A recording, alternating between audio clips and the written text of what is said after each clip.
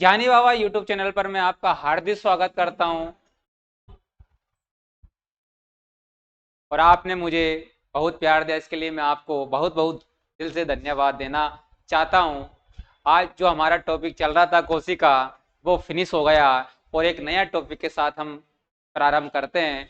Science पूरी NCERT base आपको पढ़ाई जाएगी और बिंदास तरीके से आपको पढ़ाई जाएगी। तो वीडियो को आप ज़्यादा से ज़्यादा शेयर जरूर करें, लाइक करें, कमेंट करें। उससे क्या कि पढ़ाने वाले को भी मोटिवेट मिलता रहे। तो आज का जो हमारा टॉपिक है वो है रक्त। वो क्या है? आज हमारा जो टॉपिक है वो है दोस्तों रक्त। वो क्या है? वो है हमारा रक्त। बिल्कुल डिटेल्स और बहुत शानदार तरीके से आपको पढ़ाऊंगा। तो पहला है, रक्त क्या है?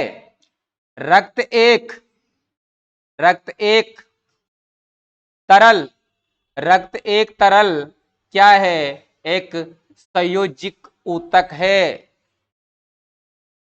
ऊतक है। रक्त एक तरल संयोजिक ऊतक है। मतलब ये कनेक्टिविटी, मतलब ये जोड़ने का काम करता है। रक्त एक ऊतक है, ये आपको बिल्कुल ध्यान में रखनी है। रक्त एक ऊतक है, ये अंगों को जोड़ने का काम करता है। तरल होता है, अपनी अपने नीचे सिर से लेके और पैर तक पूरे अंगों को जोड़ने का काम करता है। तो रक्त एक संयोजिक ऊतक है। अगला पॉइंट देखते हैं, बहुत इंपॉर्टेंट है। रक्त रक्त एक रक्त एक क्षारीय क्षारीय तरल द्रव है। जो रक्त है वो एक क्षारीय है। क्षारीय है। रक्त एक क्या है? क्षारीय। एक एक पॉइंट बहुत इंपॉर्टेंट है आपके लिए। रक्त एक क्षारीय तरल द्रव है। तो देखते हैं, देखो, एक पीएच स्केल होती है। पीएच क्या होती है? स्केल होती है दोस्तों। ये कैसी होती है? इस पर ऐसी स्केल जो होती है, इस पर 0 से लेके और 14 तक क्या होते हैं? अंक होते हैं। और बीच में हम एक अंक को ले लेते हैं, वो 7। तो किसी भी पदार्थ या किसी भी तरल का अगर पीएच मान इनके मध्य में है तो दोस्तों ये अम्लीय होगा। और अगर इनके बीच में है तो दोस्त ये क्षारीय होगा। और अगर दोस्त मान लो उसका अगर सेवन है तो वो उदासीन होगा। वो कैसे होगा? उदासीन होगा। ना अम्लीय होगा और ना ही क्षारीय होगा। तो हमारा जो जल है वो क्या है? उदासीन है। जल है वो क्या है? उदासीन है। जल है। तो हम देखते हैं कि रक्त जो है वो एक क्षारीय तरल द्रव है। तो इसका जो पीएच मान है, इसका पीएच मान, तो इसका जो पीएच मान होगा वो 7.4 होगा। 7 से अधिक है, ठीक है, बहुत इंपॉर्टेंट है। तो 7.4 होगा। आगे चलते हैं। आगे हम और समझते हैं रक्त के बारे में। आपको एक एक बात देखना है ध्यान से और पढ़ना है।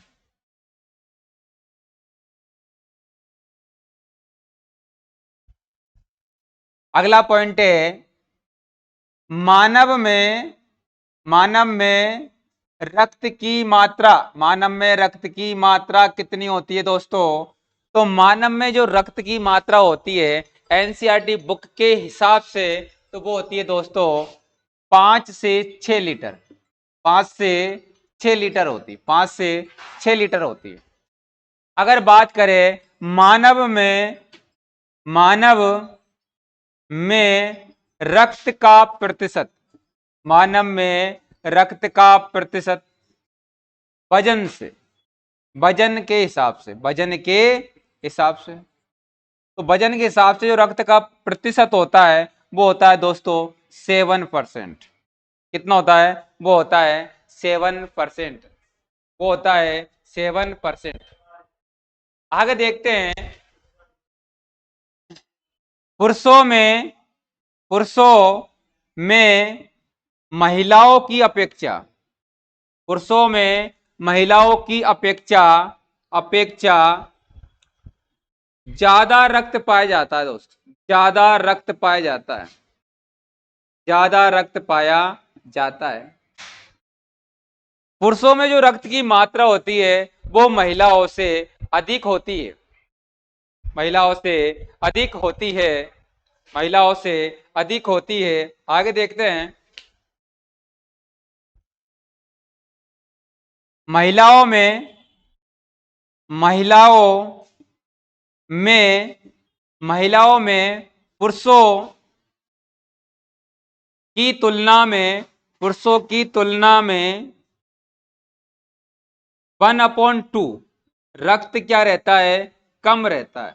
क्या रहता है, कम रहता है दोस्त। महिलाओं में पुरुषों की अपेक्षा 1/2 रक्त क्या रहता है, कम रहता है। आपको एक एक बात पर पूरे फैक्ट इंपॉर्टेंट है। मैं आगे बढ़ता हूं।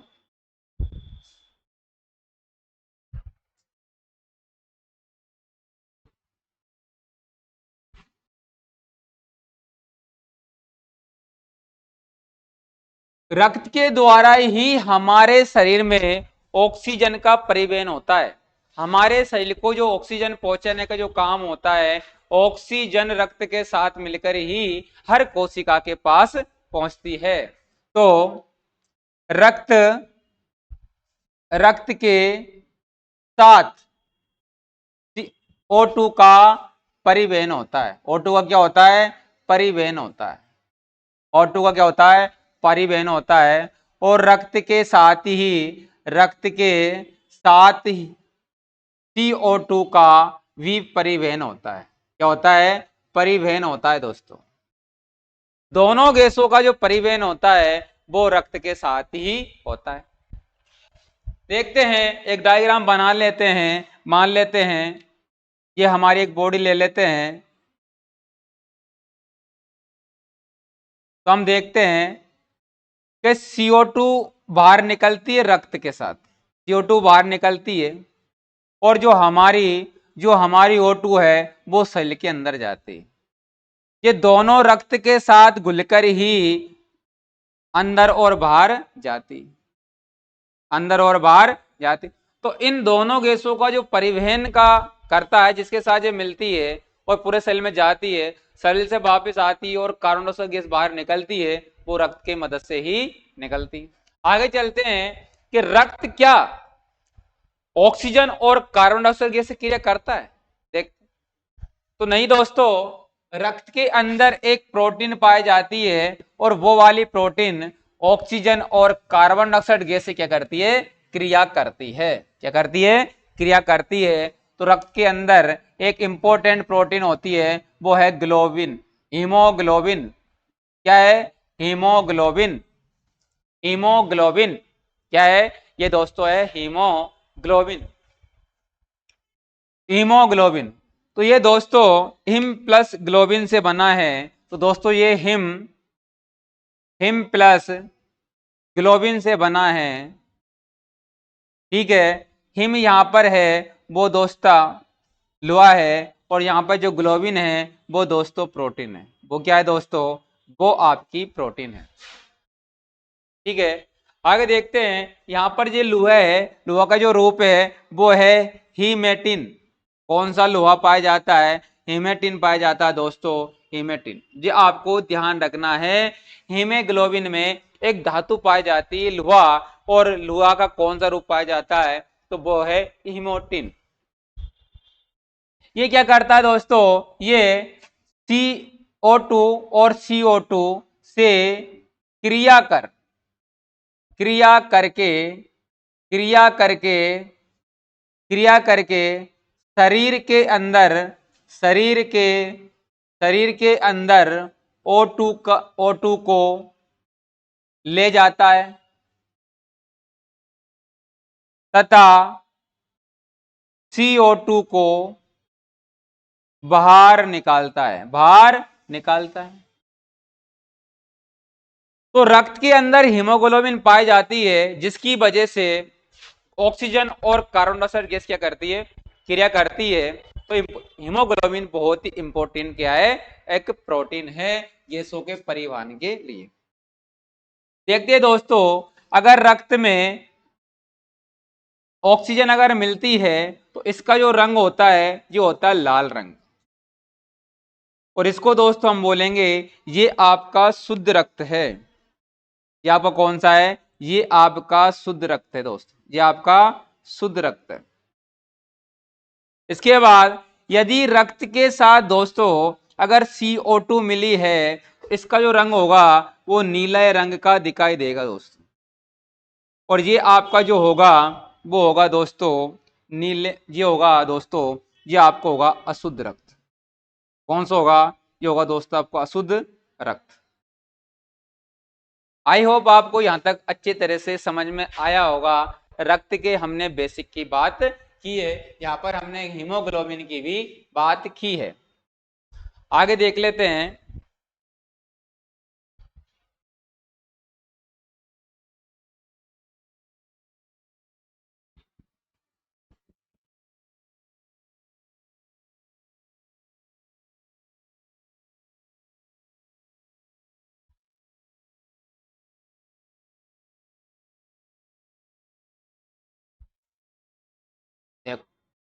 हीमोग्लोबिन हीमोग्लोबिन हीमोग्लोबिन का जो रंग होता है दोस्तों, ये बैंगनी रंग का दिखाई देता है। कौन से रंग का? बैंगनी रंग का। कब दिखाई देता है? जब ये ऑक्सीजन से क्रिया नहीं करता तो हीमोग्लोबिन बैंगनी रंग का दिखाई देता है। लेकिन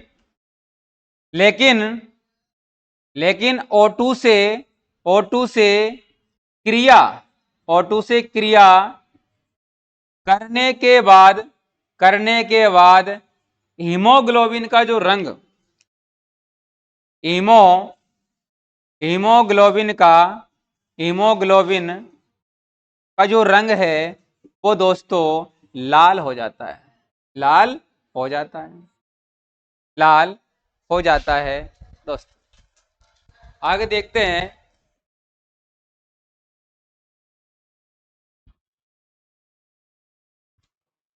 दोस्तों रक्त के दो भाग होते हैं। रक्त तरल रूप में भी पाया जाता है और रक्त ठोस रूप में भी दोस्तों पाया जाता है। तो यहाँ पर मैं रक्त की बात कर रहा हूं तो रक्त दो रूपों में पाया जाता है। एक इसका तरल भाग होता है और इस तरल भाग को आप प्लाज्मा कहते हैं, प्लाज्मा कहा जाता है। एक दोस्तों इसका ठोस रूप होता है, इसको हम क्या बोलेंगे? रक्त कोशिका। क्या बोलेंगे? रक्त कोशिका भी आप कह सकते हो और रक्त कणिका भी आप कह सकते हो, रक्त कणिका भी आप कह सकते हो और रक्त रुद्राणु भी आप कह सकते हो और और रक्त कण भी आप इसको कह सकते हो। ये इसके क्या है दोस्तों? नाम है इस ठोस रूप का, ये ठोस रूप को। ठीक है, आगे देखते हैं। ये दोस्तों तीन तरह की होती है। ये दोस्तों तीन तरह की होती है। पहली होती है दोस्तों RBC और दूसरी होती है दोस्तों WBC और तीसरी होती है दोस्तों प्लेटलेट। प्लेटलेट ये तीन प्रकार की होती है दोस्तों, RBC, WBC और प्लेटलेट। रक्त के सेकेंड भाग में हम इनके बारे में डिटेल से पढ़ेंगे और उनको समझेंगे। आज मैं आपसे विदा लेता हूं। जय हिंद, जय भारत। वीडियो को ज्यादा से ज्यादा आप लोगों को शेयर करना है, कमेंट करना है, लाइक करना है, ना भूलें। जय हिंद, जय भारत।